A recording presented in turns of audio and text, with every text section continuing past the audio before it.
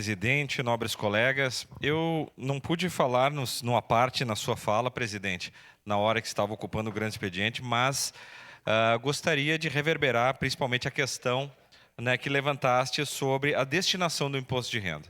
Este é realmente um assunto muito importante, pois nós estamos justamente na fase de declarações de imposto de renda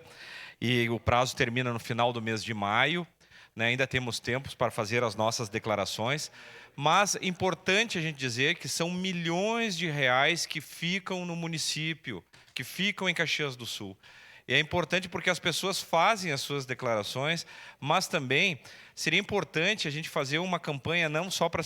as pessoas, a comunidade em geral, mas também uma campanha específica, presidente,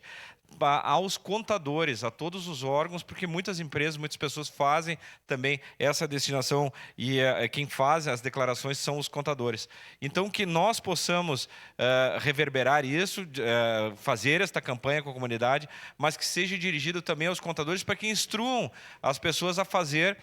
essas doações, porque é muito dinheiro que vai, né, que sai de Caxias do Sul e poderia ficar aqui, a gente ocupar esses recursos, né, aos idosos, enfim, às crianças, enfim, aos conselhos municipais. É uma oportunidade única e nós temos um prazo até o final de maio para fazê-lo, então que as pessoas possam se sensibilizar com esta causa, porque ela vai afetar diretamente a vida do nosso município.